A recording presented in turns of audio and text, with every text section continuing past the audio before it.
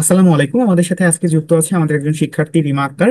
So সবার আগে আমি রিমার থেকে তার পরিচয়টা একটু জানতে চাইবো। রিমা, তোমার পরিচয়টা একটু আমাদের সাথে শেয়ার করো।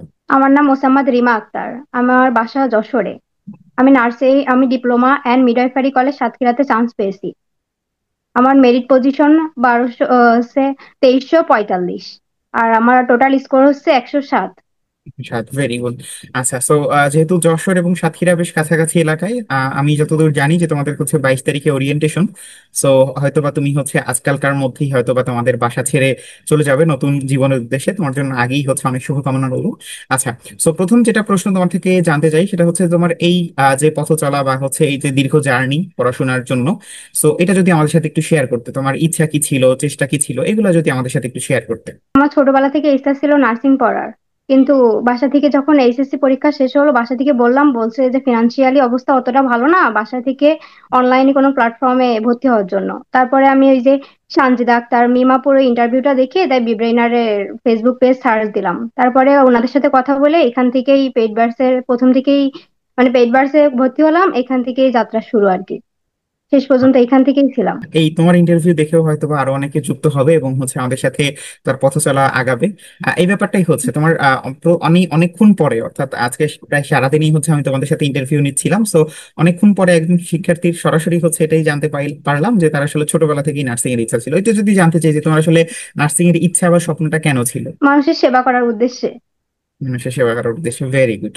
আচ্ছা, সো এই যে তোমার পথ চলা বা তোমার চান্স পাওয়া, এখানে আসলে সব থেকে বড় মোটিভেশনটা কে ছিল বা ইন্সপিরেশনটা কে ছিল? প্রথমে মেন ক্রেডিট বিব্রেইনারের ছিল, কারণ তাদের গাইডলাইন ছাড়া আমি এতদূর আসতে পারতাম না। তারপরেও নিজের ইচ্ছা ছিল, তারপর ফ্যামিলি সাপোর্ট ছিল, এটাই। বাহ, ভেরি গুড, সোজা সাপটা উত্তর। আচ্ছা, এখন যদি তোমাকে একটু বলতে চাই, ধরো তুমি যখন আমাদের মিমাপুর বা অন্যদের ইন্টারভিউ দেখছিলে, তখন নিশ্চয়ই তোমার মনে অনেক প্রশ্ন ছিল যে এই প্রশ্নটা করলে বা এই উত্তরটা পেলে আমার জন্য ভালো হতো। সো এরকম কিছু প্রশ্ন উত্তর বা এরকম কোনো কথা যদি তোমার জুনিয়রদের উদ্দেশ্যে তুমি বলতে চাও। তাদের একটা কথাই বলবো, তারা কোচিং এ যখন ভর্তি হবে প্রথম থেকে যাতে পড়াশোনাটা ভালোভাবে চালিয়ে যায়। যে মাঝপথে পড়লাম না কিংবা মনোযোগ হারিয়ে গেল, এটা হবে না। মানে প্রথম থেকে শুরু করলে একদম লাস্ট পর্যন্ত যদি সেই ইচ্ছাটা ধরে রাখে, তাহলে অবশ্যই চান্স কনফার্ম। বাহ, ভেরি গুড। আমি যেটা বললাম যে আসলে এই কথাটা কমন যে তোমার ধারাবাহিক থাকতে হবে, এবং তোমাদের যখন আমি ইন্টারভিউ নেওয়ার আগে তোমাদের যখন স্টার্টটা চেক করি, তখন দেখি আসলে বেশিরভাগ শিক্ষার্থী আসলে যথেষ্ট ধারাবাহিক ছিল।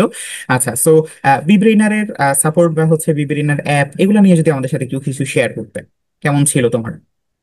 হ্যাঁ, অনেক ভালো ছিল। বিশেষ করে স্যার, তারপর অ্যাডভাইজার, সবার বুঝানো। মানে যদি ক্লাসে কোনো কিছু বুঝতে না পারতাম, তাহলে অ্যাডভাইজার ভাইয়া আপুদের কাছে প্রশ্ন করতাম, ওনারা সুন্দরভাবে বুঝাই দিত।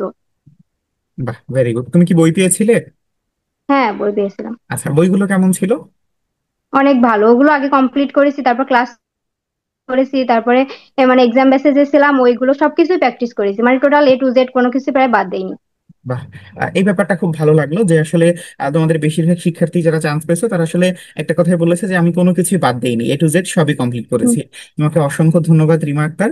আশা করি তুমি তোমার নতুন জীবনে অনেক বেশি সাফল্য মণ্ডিত হোক, এবং একই সাথে তুমি অনেক বেশি নিজেকে যেই মানুষ হওয়ার উদ্দেশ্যে ছোটবেলা থেকে চেষ্টা করে যাচ্ছ, সেই কষ্ট যেন সার্থক হয়। অসংখ্য ধন্যবাদ। আবার তোমার সাথে দেখা হবে কখনো না কখনো। ততক্ষণ পর্যন্ত ভালো থাকো, সুস্থ থাকো। আসসালামু আলাইকুম।